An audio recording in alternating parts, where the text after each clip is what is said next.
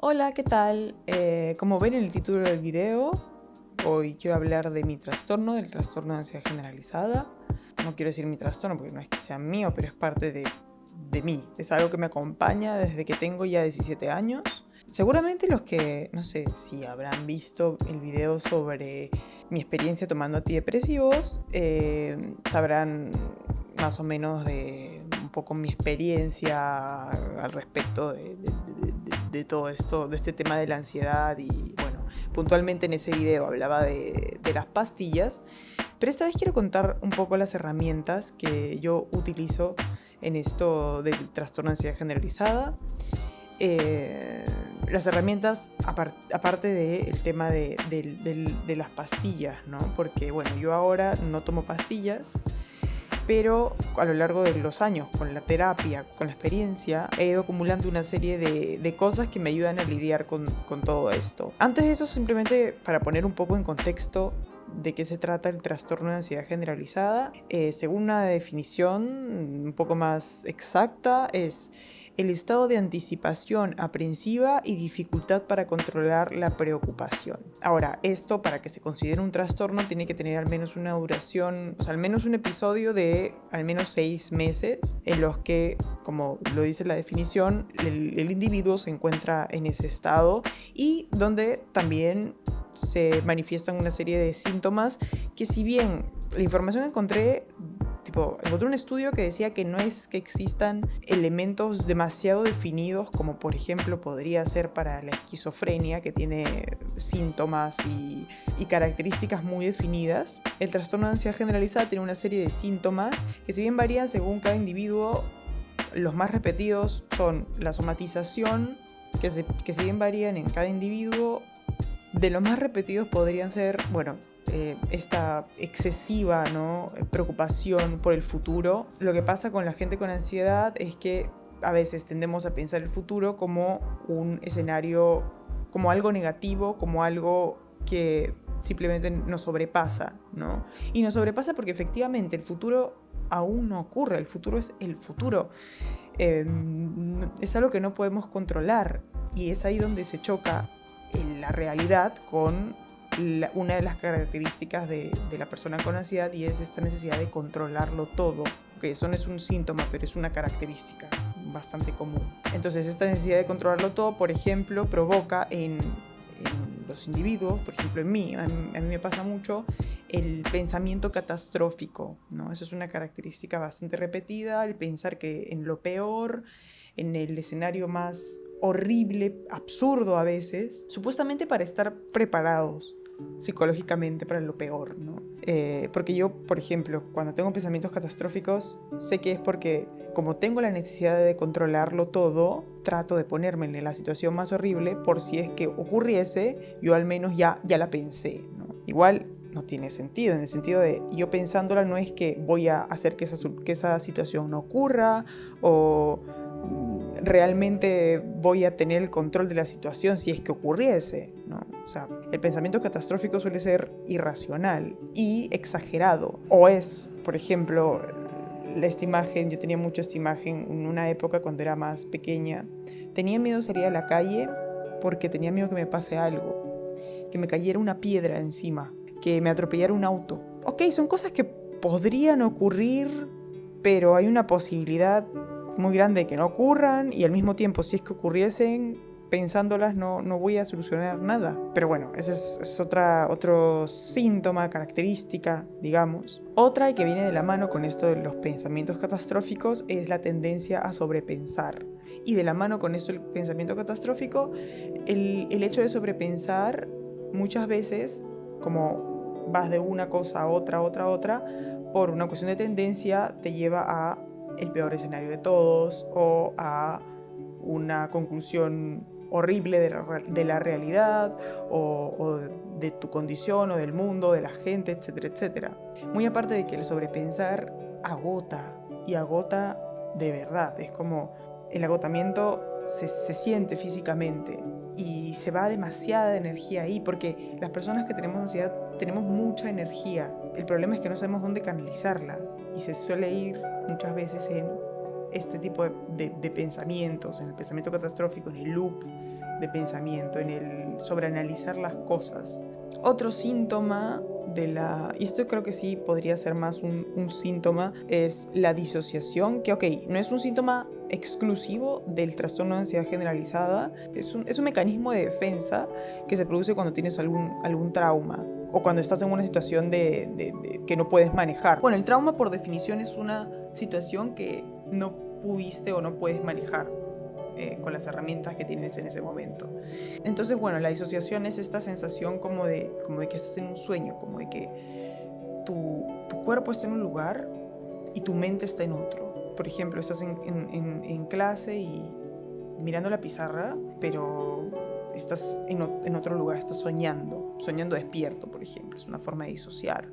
Obviamente tiene distintas gradaciones, se presenta de distintas formas, pero también es un síntoma. Yo lo experimenté muchísimo tiempo, especialmente en ese primer episodio que tuve a los 17 años, y era extrañísimo porque en Lima al menos, como, bueno, la gente que sea de Lima sabe que el cielo de Lima es un cielo blanco, ¿no? Un cielo gris, y es rarísimo porque cuando tienes esa sensación y ves ese cielo, sientes que realmente podrías estar o sea, no sé, yo decía, fácil, estoy o sea, siento que estoy en una simulación, siento que estoy como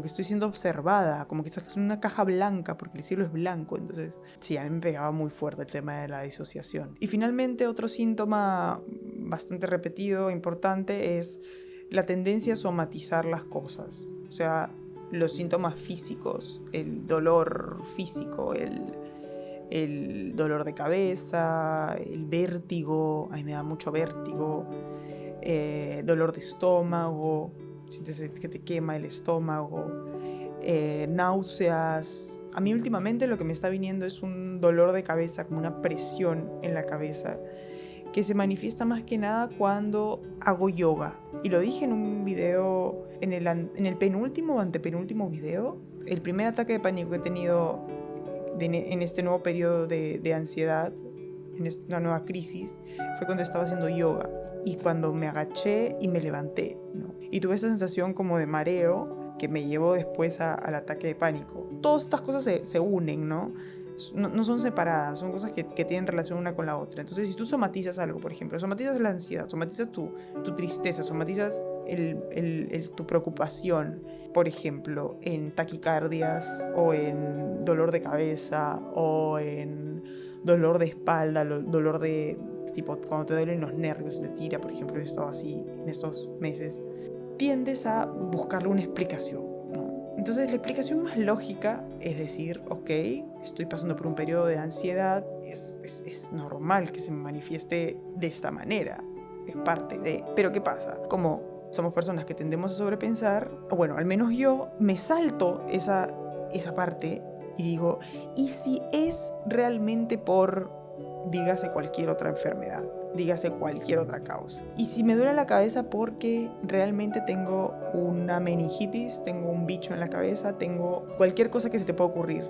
No sé, desde algo que se apareció en Instagram de una persona que cuenta su historia con una enfermedad rara, esa pequeña cosa te puede quedar en la mente y el momento en el que sientas un pequeño síntoma, dices, ¿será esa enfermedad? Antes yo cometí el gran error de buscar las cosas en Google y entraba a Google y buscaba dolor de cabeza y obviamente Google, ustedes saben que Google no es un buen doctor. En Google puedes encontrar de todo, porque es internet, ¿no? Entonces, no sé si les habrá pasado que encuentran desde una cosa súper tranqui, como un estrés, hasta cáncer de cerebro etapa 4.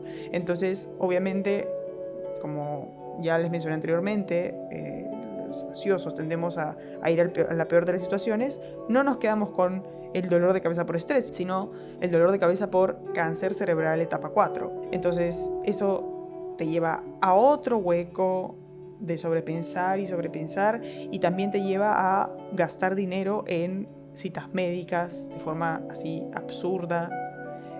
Se une también con esto que llaman hipocondria, las personas hipocondríacas, ¿no? que tienen una preocupación excesiva por su salud. Yo, por ejemplo, tengo una preocupación excesiva a veces por mi salud y bueno, trato de luchar contra eso porque ya voy años en los que he ido al médico porque pensaba que tenía algo y realmente era solo somatización. Entonces, yo después de... Bueno, el tema del sobreanálisis a veces tiene buenos resultados y he llegado a la conclusión de que todo se trata de controlar tus pensamientos, de controlar tu mente y de elegir cómo te afectan estos pensamientos. Ok, puede ser un poco como configura tu realidad desde tu mente, pero realmente es así porque al final las personas con ansiedad configuramos el mundo y creamos el mundo desde la ansiedad, no como realmente es, entre comillas, o como realmente nos gustaría que fuera, sino desde este sesgo que tenemos, ¿no? de la ansiedad. Pero no es algo que no se pueda cambiar, es algo que se puede trabajar y trabajar y trabajar. Y bueno, yo por ejemplo hago terapia desde hace ya, creo, 3 años hago terapia psicológica. Como saben, ¿no? Tomé las pastillas por un tiempo, pero yo creo que más importante que las pastillas es la terapia y comenzar a trabajar en todos esos pensamientos para domarlos. Ahora, si bien es cierto que y volvemos a este tema de la somatización, de los síntomas, ¿no? Cuando tienes demasiados síntomas y simplemente te sobrepasan, sí amerita tomar pastillas para que los bajen, pero para poder comenzar a hacerte cargo de todos esos pensamientos, ¿no? Para poder comenzar a aprender a controlar tu mente. Entonces, simplemente para recontextualizar, yo en este momento estoy en un periodo de ansiedad similar al primero y a todos los episodios que he tenido antes, digamos. Es un periodo largo, que no es un día en el que he estado mal o 2 o 3, sino ya va al menos un mes y medio en el que estoy así, teniendo picos. No solo de ansiedad, sino también de depresión. Porque, ¿qué pasa? La ansiedad, el agotamiento y todo esto te lleva a veces por consecuencia a la depresión, ¿no? A una tristeza sin causa aparente.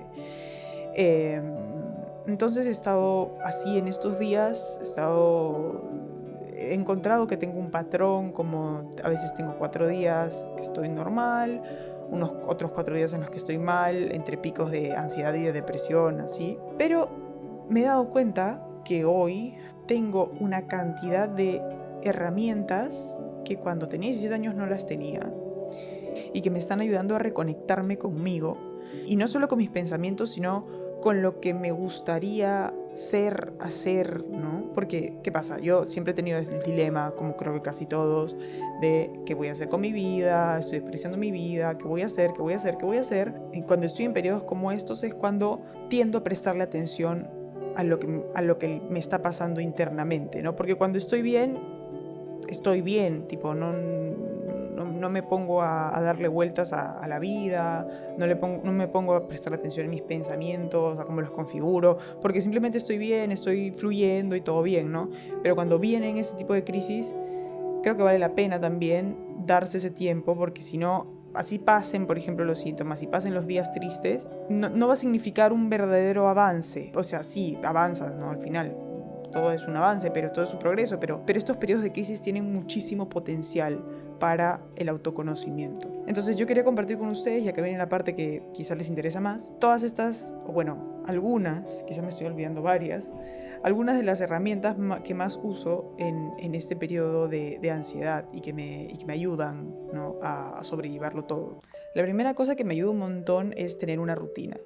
Obviamente esto de tener una rutina es algo que se va construyendo poco a poco, y no me refiero a tener un horario determinado de cada minuto de tu día, sino tener como pequeños rituales diarios para distintas cosas. Por ejemplo, cuando te levantas o cuando te vas a dormir, porque obviamente no puedes controlar tu día de forma así específica. Bueno, al menos yo no puedo. Pero, por ejemplo, tener una rutina de mañana, de levantarme, ir al baño, lavarme la cara, ponerme una crema, tomar desayuno, servirle la comida a Mallory, vestirme, ir a pasear a Mallory, regresar. Eso es una rutina, ¿no?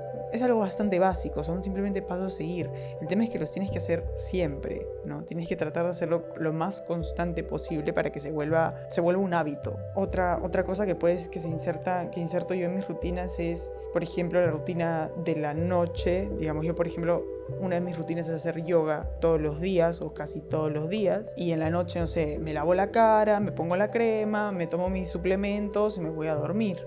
Obviamente hay veces en las que estas rutinas se van a ver alteradas, pero no quiere decir que la gran parte del tiempo no se pueda mantener y que poco a poco te traigan un poco de orden, ¿no? Porque al final el cerebro creo que funciona de esa manera, ¿no? Cuando tiene estructuras que le permiten decir, ok, esto funciona así, entonces todo está bajo control porque estamos siguiendo los pasos a seguir. Y yo he presentado muchísimas resistencias a esto de la rutina, porque yo siempre he sido una persona muy desordenada, siempre me ha atraído más que otra cosa el caos, la bohemia, el veremos qué pasa, pero para fines prácticos, para fines de poder vivir en paz, la rutina me ha cambiado la vida prácticamente. Otra cosa que ayuda muchísimo es ser consciente de tu cuerpo, cuidar tu cuerpo, atender a sus necesidades. Por ejemplo, el hacer yoga, el tomar suplementos, o por ejemplo el skincare, que todas estas cosas depende de tus posibilidades,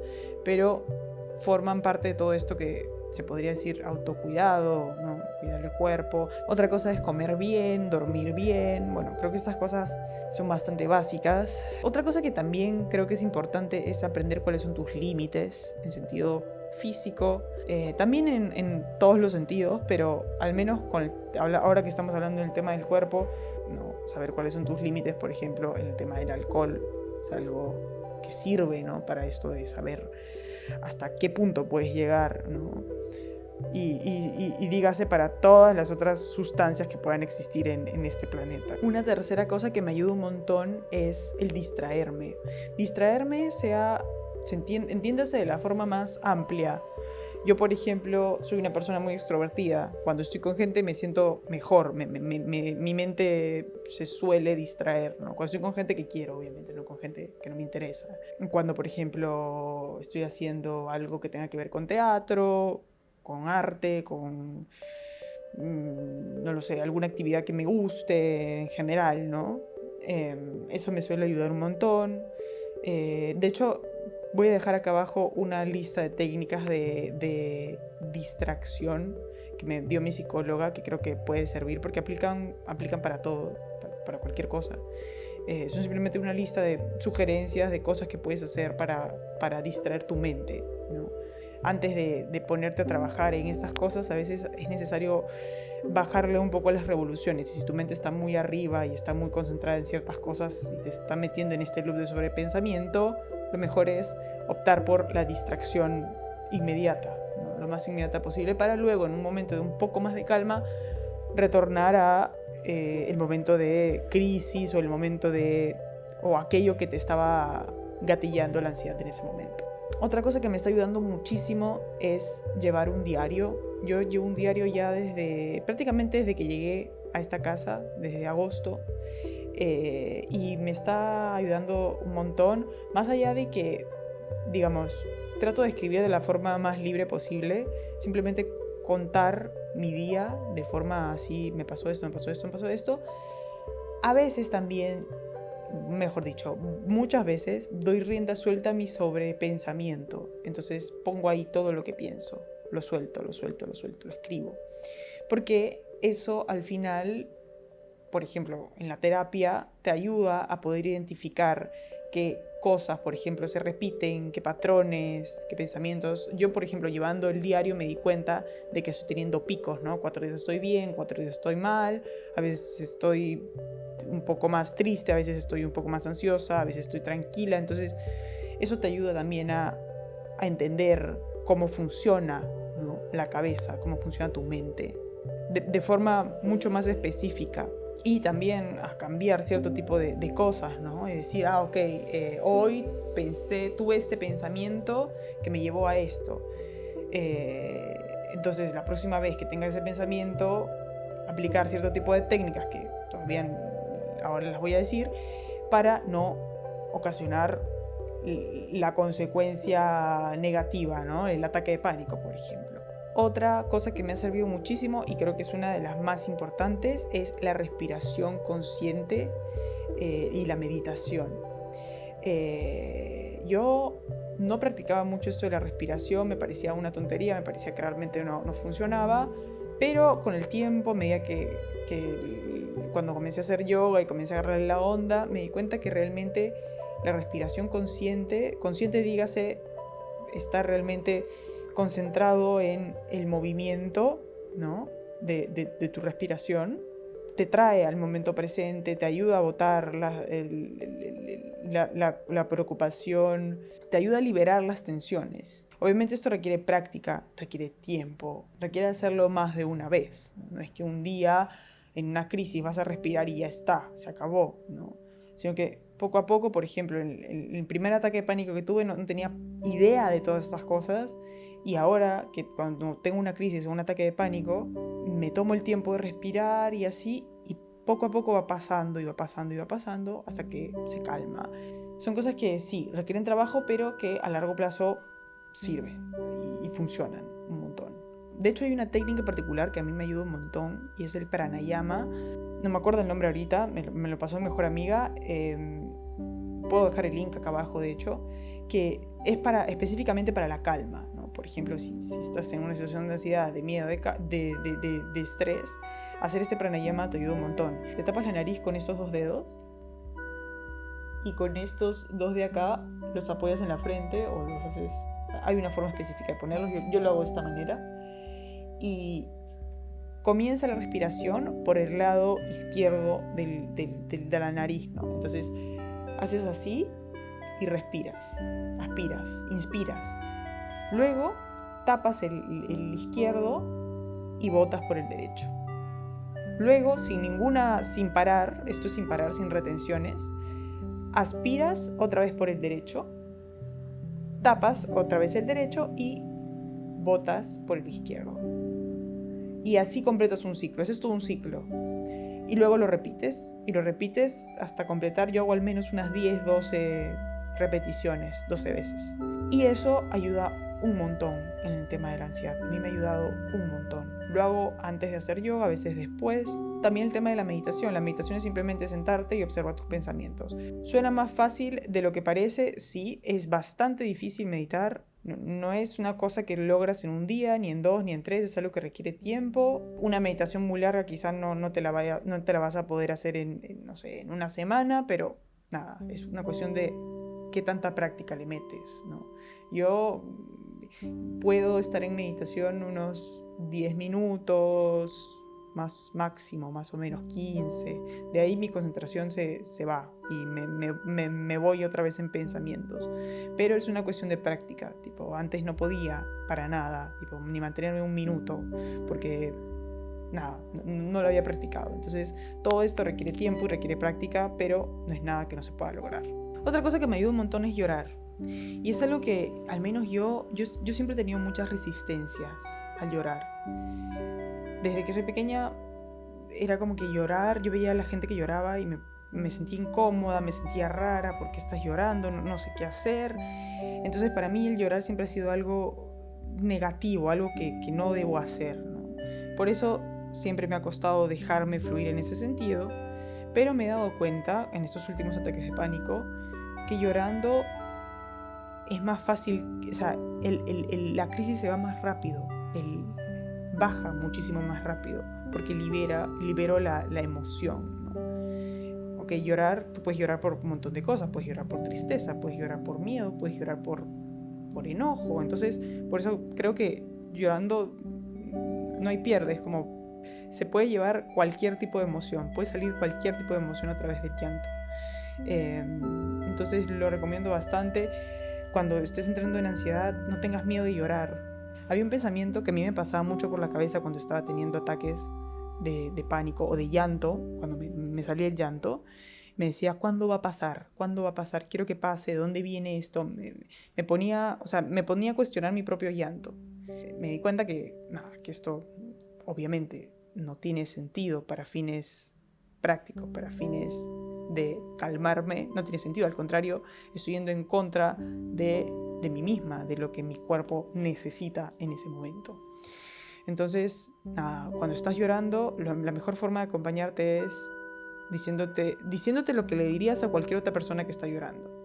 No le vas a decir a una persona que está llorando para llorar, ¿no? Le dices, está bien, calma, ya va a pasar, está bien que llores, bota.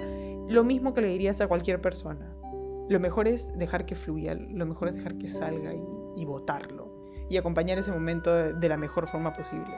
Otra cosa que me ha ayudado muchísimo es manifestar. Y esto tiene que ver ya con el tema espiritual. Si eres una persona que es fácil y no le interesan este tipo de cosas, la espiritualidad, etcétera, etcétera, fácil el tema de la manifestación / oración no le cale, pero a mí me ayuda muchísimo el manifestar. Digo oración también porque, mejor dicho, la oración es una forma de manifestación. Entonces, creo que es algo que ayuda un montón a ubicarte en el tiempo y a pensarte en el futuro, pero de forma positiva. Como ya dije antes, la ansiedad generalizada tiene que ver con la preocupación excesiva por el futuro, porque el futuro es algo malo, el futuro es algo negativo, el futuro da miedo, el futuro es feo, etcétera, etcétera. La manifestación te ayuda a pensar tu futuro de forma bonita, ¿no? Entonces, creo que por eso también ayuda, o me ayuda a mí al menos. ¿Cómo manifestar? Bueno, hay distintas técnicas, hay distintas formas. Yo lo que hago es escribir en mi diario, en mi journal, gracias universo porque soy amor, por ejemplo. Gracias universo porque soy paz. Gracias universo porque puedo controlar mis pensamientos, ¿no? Y cosas, o sea, se trata de cosas que te gustarían, que sientes que te faltan o que te gustarían tener, que te gustaría interiorizar, ¿no? También pueden ser cosas de cualquier otra índole, ¿eh? La manifestación aplica para cualquier otra cosa, aplica para lo material, para la abundancia, para el amor, para todo aplica. Pero en cuanto a la ansiedad, me ayuda bastante a salir un poco del pensamiento negativo del futuro y pensar que el futuro puede ser emocionante más que aterrador. Y finalmente hay una última cosa que me está ayudando muchísimo y es el tapping. Esto es una cosa muy nueva para mí.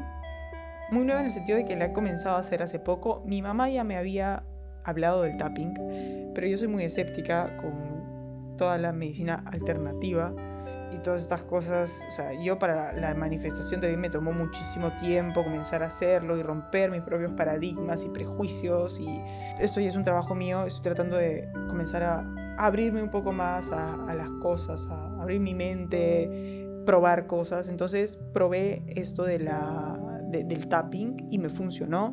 Voy a dejar el link aquí abajo. Simplemente requiere que estés en un lugar más o menos tranqui y tus manos, porque de lo que se trata es de estimular ciertos puntos en el cuerpo para salir de esa situación de ansiedad, o puede ser mental, puede ser, no sé, algo que te duele, también funciona para eso, porque es una forma de reconfigurar la mente prácticamente.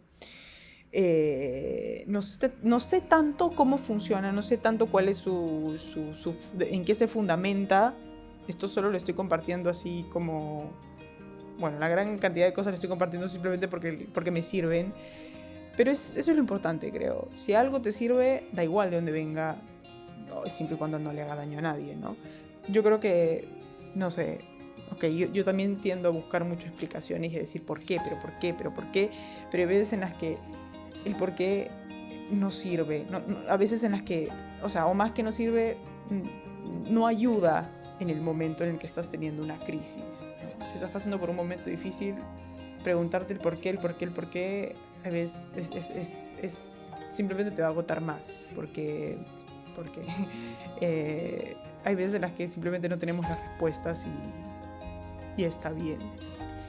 Y bueno, esto fue todo por el video de hoy. Ya oscureció, bueno, no completamente, pero ya se oscureció bastante.